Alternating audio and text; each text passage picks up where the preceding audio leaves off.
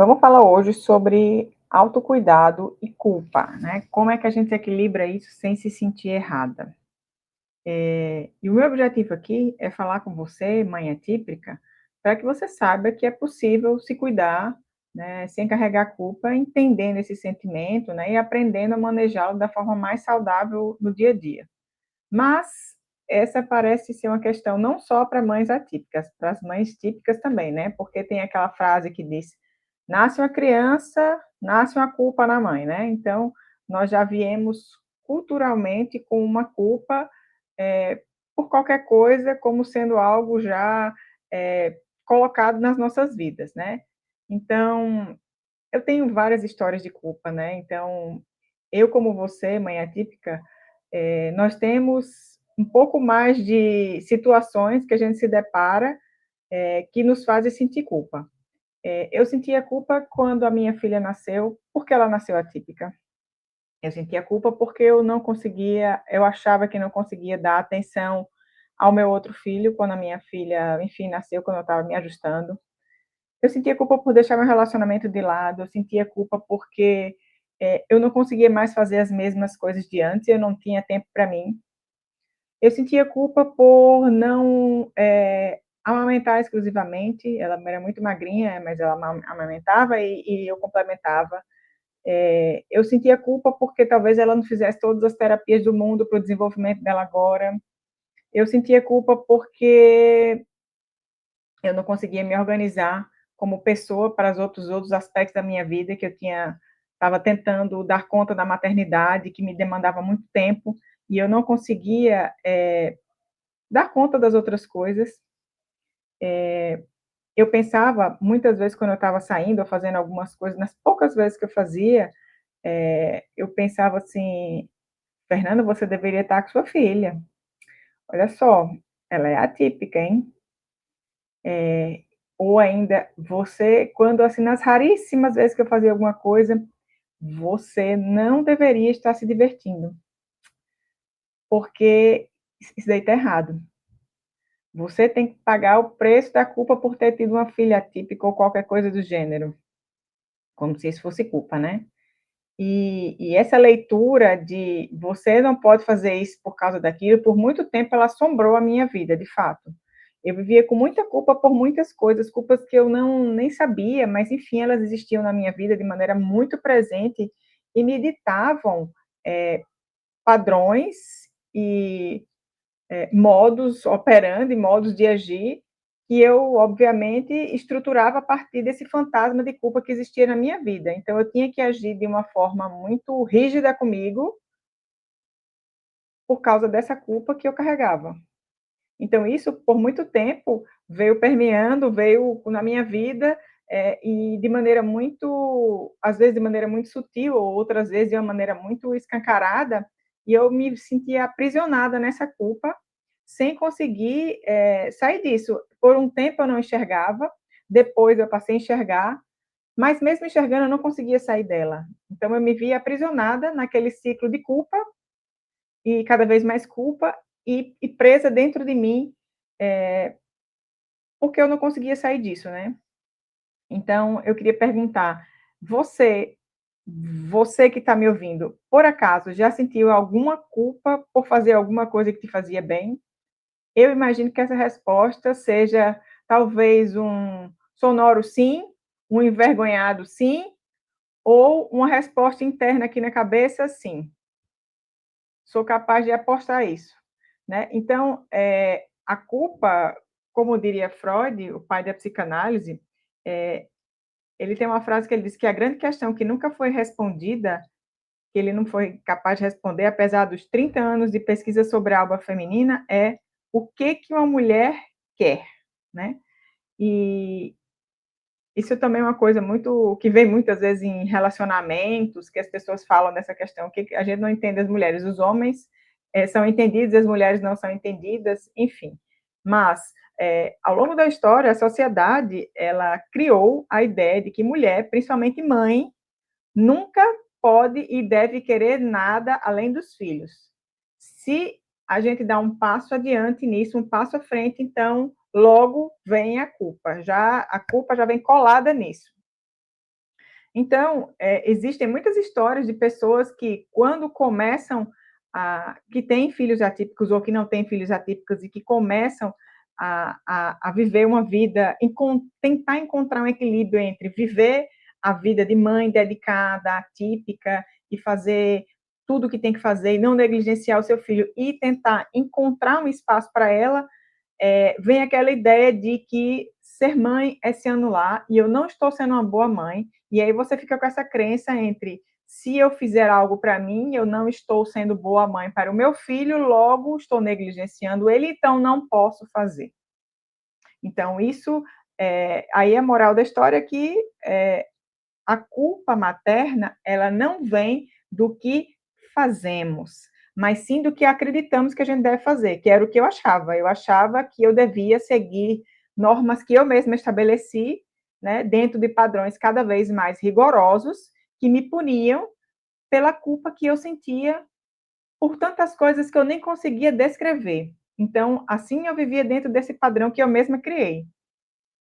E então a culpa materna ela não vem do que fazemos, mas do que a gente acredita que deve fazer. E essa crença ela é muito perigosa, porque ela, por vezes, ela nos tolhe, ela nos direciona mal, ela nos cega, ela nos torna incapazes mentalmente de fazer alguma coisa, incapazes mentalmente, que eu digo a gente acredita que não é bom o bastante suficiente para fazer aquilo por causa da culpa, né? Então, o que é culpa?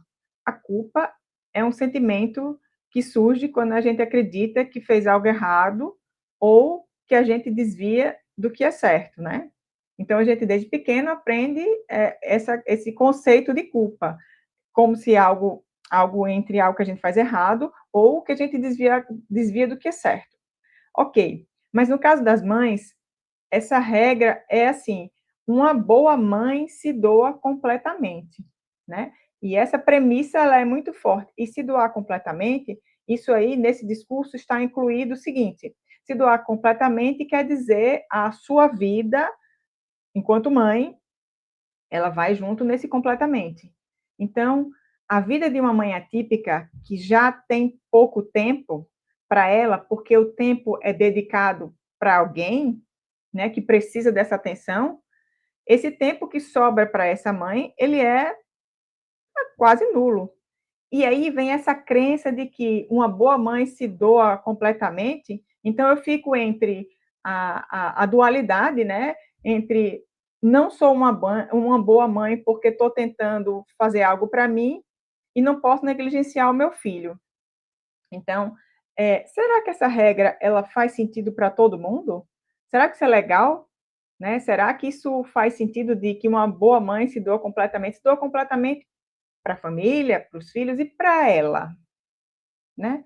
Para ela o que sobra, né? Então, eu queria trazer aqui situações de por que a gente sempre sente culpa quando a gente pensa em cuidar da gente também, né? Também.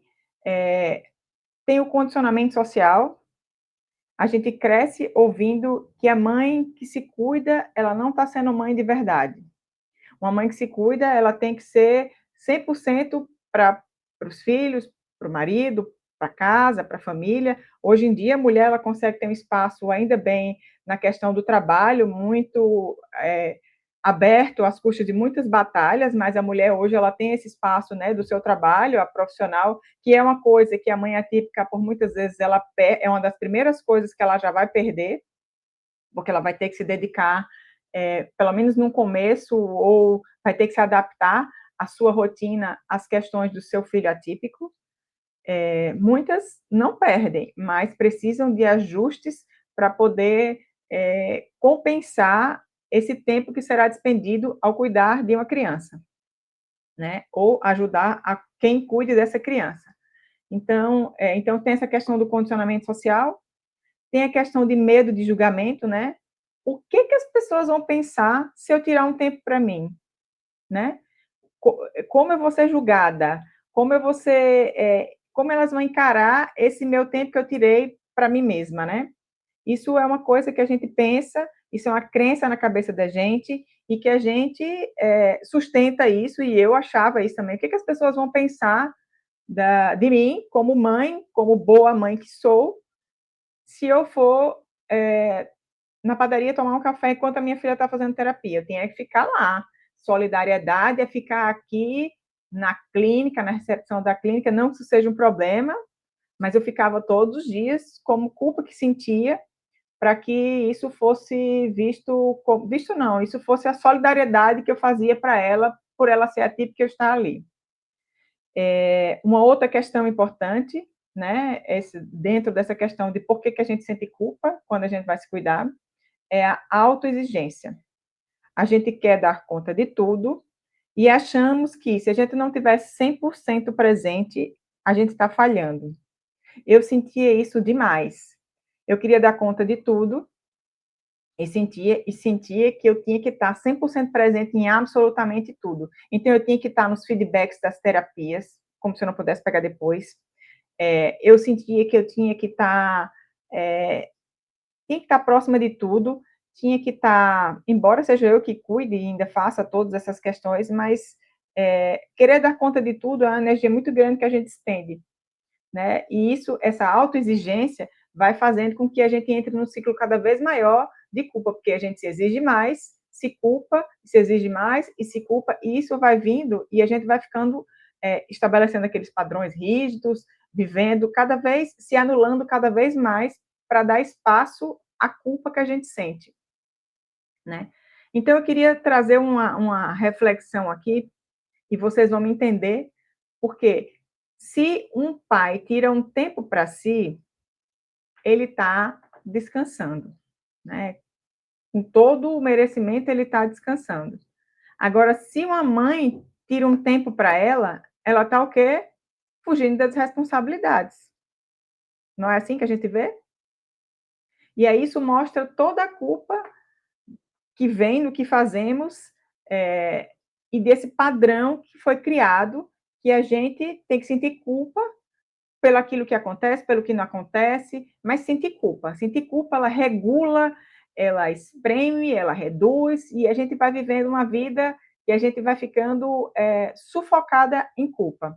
A culpa ela pode ser grande ou pequena, mas quando ela acontece e a gente fica sendo mediada por isso. Então, como é que a gente pode manejar a culpa no dia a dia, já que eu falei em algumas situações de onde pode vir culpa, né? Como é que a gente pode lidar isso no dia a dia? Que esse é o meu objetivo, é trazer insights, soluções ou reflexões para que a gente pense sobre a culpa que a gente sente, né? Em vez de, eu queria que vocês pensassem sobre autocuidado, mas de uma outra maneira. Em vez de pensar, eu estou deixando o meu filho para cuidar de mim, por que então a gente não pensa, estou cuidando de mim para ser uma mãe melhor para o meu filho? Essa troca entre o jeito de pensar faz com que a gente se sinta protagonista da nossa história, participativa do processo, e a questão da culpa ela seja diminuída, num simples mudar do jeito de encarar essa frase. Então, estou deixando meu filho para cuidar de mim, estou cuidando de mim para ser uma mãe melhor. E a gente consegue ser uma mãe melhor, com certeza. Porque quando a gente está bem, quando a gente faz as coisas que a gente gosta, quando a gente se cuida, quando a gente tira um tempo para a gente se doa mais, a gente consegue ser melhor, o cuidado é mais suave, ele é mais confortável, ele é mais fácil de ser feito, porque a gente está bem com a gente mesma. E autocuidado, gente, ele vai além de tomar um banho demorado, ir no spa, isso daí também é autocuidado, mas o autocuidado, ele tem uma uma amplitude de aspectos que vão muito além disso. Então, assim, o autocuidado, ele é mental. Praticar gentileza consigo mesmo, autocompaixão, identificar pensamentos que vão sabotar a gente, isso é autocuidado, é você estar vigilante dentro dos seus próprios pensamentos, com situações que você talvez não se dê conta, ou talvez se dê conta que você fica refém.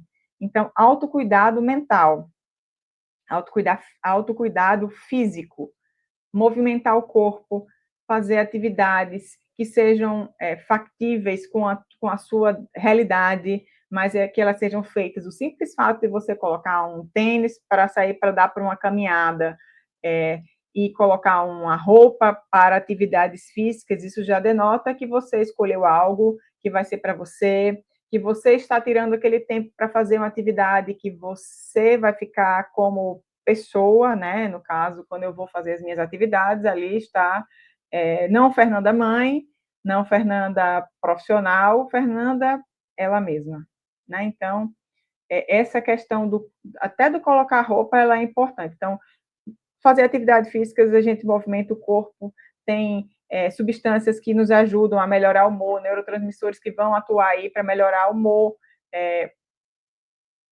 sono, a gente dorme melhor, a gente se alimenta melhor, né, dentro de cada realidade. E eu não estou falando de exercícios vigorosos, eu não estou falando de coisas impossíveis, eu estou falando de coisas pequenas mesmo, que a gente inclui na nossa rotina. Autocuidado emocional. Permitir se sentir, conversar com pessoas que entendem a gente, que é muito bom, pedir ajuda quando necessário, não ficar guardando tudo aquilo que fica borbulhando e a gente não tem o que fazer com aquela situação, né? Então, autocuidado emocional, autocuidado social. Autocuidado social, eu diria que é também muito importante, porque é uma coisa que a gente talvez não perceba, mas isso pode fazer muito bem ou pode fazer muito mal. Então, estar perto de quem fortalece a gente, quem entende, quem acolhe, quem apoia, quem pega junto, quem tem vontade, isso é muito importante. Quem agrega, ponto. Quem não agrega, tchau. É cortar a relação, porque é despender energia que a gente já não tem com relações que não valem a pena. A gente sai com carinho, a gente gerencia a saída, mas a gente vai deixando aquela relação ali para trás, bem longe, para que a gente não gaste energia com o que não precisa. Em relações, a gente perde muita energia. Então, isso é uma coisa bastante importante. Veja na sua lista de pessoas quem está perto, quem são as pessoas que realmente agregam e quem está na hora de dar uma limpada. Aproveita que é início de ano já para fazer essa limpeza e deixar só quem vale a pena, só quem está valendo. E esses ciclos eles se renovam, né? Às vezes uma pessoa que valia não vale mais, e às vezes uma pessoa que não era nada torna-se uma grata surpresa e se junta e agrega bastante. Então, esteja aberto para esses movimentos também dessas pessoas, né? E isso vai fazer muito bem para a gente. Às vezes, de onde a gente menos imagina, surgem boas parcerias, boas amizades, relacionamentos interessantes. Bom, falei sobre autocuidado, então, ainda sobre manejos de como lidar com momentos de culpa, né? Então, teste pequenos momentos de autocuidado sem culpa. Então, escolha algo simples, que você goste, e que você faça em doses pequenas, para que neste momento que você esteja fazendo essa atividade, você possa estar curtindo sem aqueles pensamentos sabotadores, pensando, meu Deus, será que eu deveria estar fazendo isso? Se chegou esse pensamento, então já não valeu, né? Então, quando eles vierem, a gente isola esses pensamentos, concentra naquela atividade, isso é um hábito, é uma prática, que isso não é fácil fazer no começo, mas depois a gente vai ficando igual andar de bicicleta, a gente vai pedalando, pedalando, e daí depois a gente está pedalando mais rápido, daí depois a gente consegue se equilibrar melhor. Então, isso também são com essas atividades.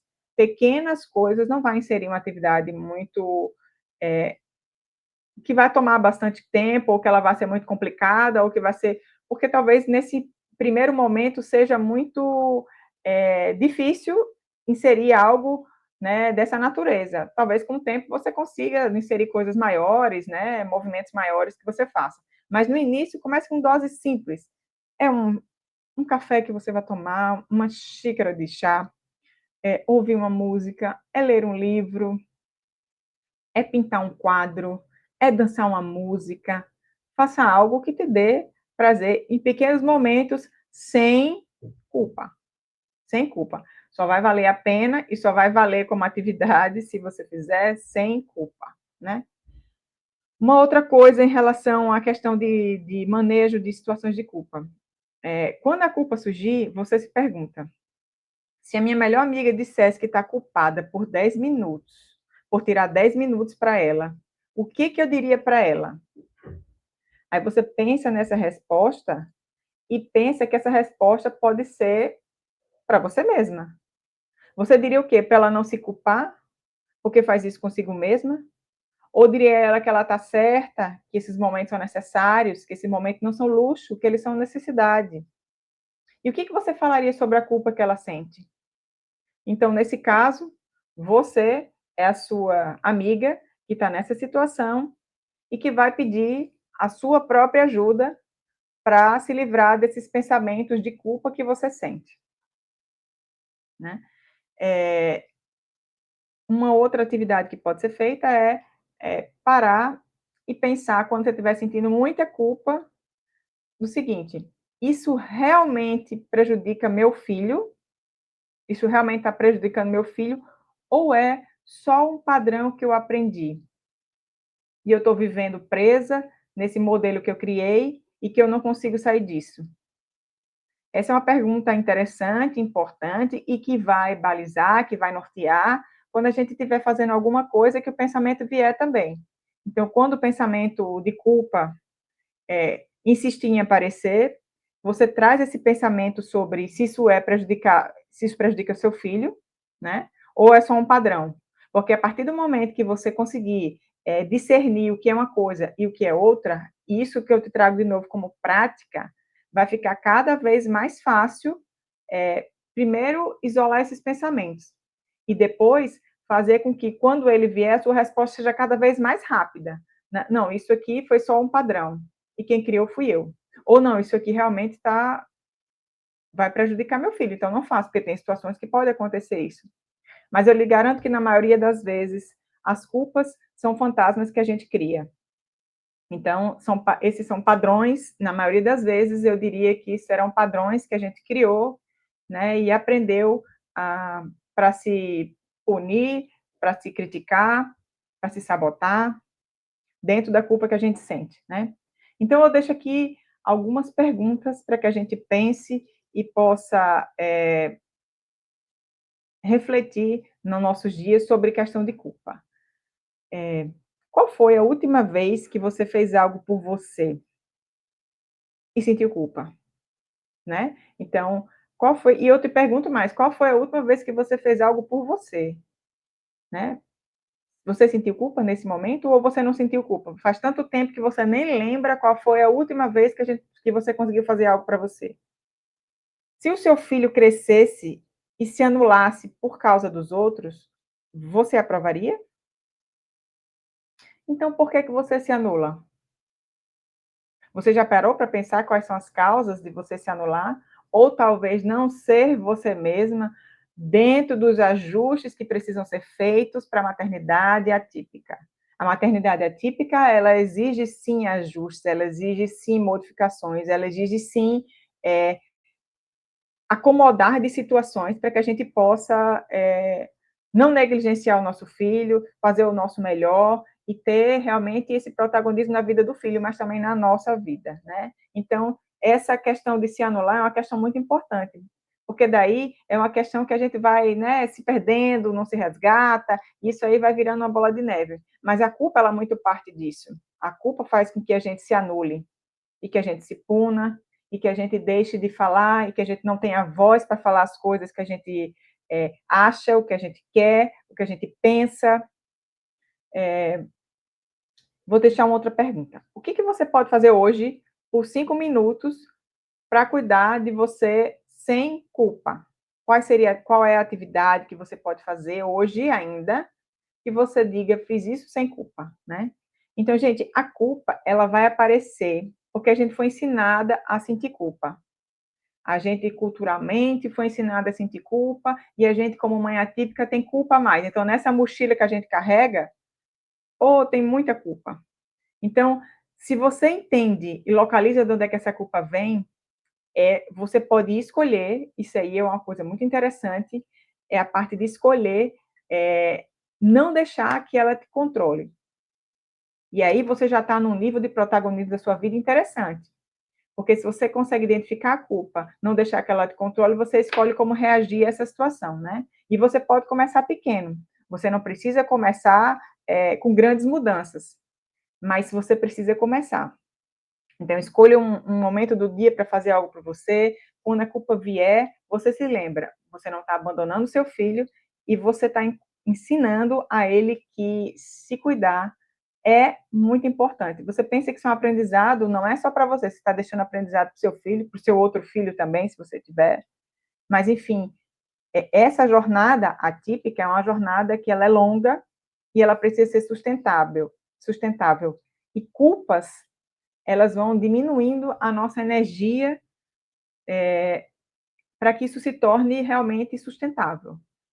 Nós vamos ter algumas que a gente não vai conseguir manejar por uma série de razões, mas muitas delas a gente consegue nos blindar para que a gente tenha outras atitudes e que a gente comece a viver melhor, sem sentir tanta culpa, sem se equilibrando melhor, né, sem se sentir errada com essa sensação de eu estou errada, eu não deveria ter feito isso, eu não deveria estar aqui, ou se eu fizer isso, eu não sou uma boa mãe. A gente tem que acabar com essas crenças de que se cuidar ter um tempo para si mesma, isso é errado, isso vai negligenciar o nosso filho, porque não é verdade. Isso são mitos que a gente, com ajustes e com inteligência e com organização de tempo, a gente consegue fazer com que as coisas funcionem e funcionem muito bem para todos, para o filho e para a mãe atípica, que vai ter mais que vai ter que se ajustar nessa demanda. Então, as culpas, elas vão vir, e isso é uma prática, é um exercício, é um hábito. Quando a gente conseguir bloquear ou minimizar esses pensamentos quando vierem, eu garanto como a jornada vai ser mais leve, mais prazerosa, mais confortável, menos sufocante, menos angustiante, porque nós vamos aprendendo a reagir melhor com as coisas que vêm para a gente. E a culpa é uma delas que sabota as nossas vidas e que deixa a gente refém, às vezes, de situações que a gente não gostaria, mas, afinal de contas, às vezes a gente vive uma vida que a gente nem vive sabe, no fazer das coisas, que a gente nem sabe como é que sai disso, não sabe como começar, não sabe dar esse primeiro passo. E esse primeiro passo, ele é muito importante para que a gente retome o protagonismo das nossas vidas. Eu repito, ser protagonista da nossa vida é tomar a rédea de situações de todas as naturezas, identificar culpas e sair dessas culpas o máximo que puder, vai fazer com que a gente realmente seja protagonista em decisões que a gente nunca tomou, em situações que a gente nunca fez. Isso começa de pequeno.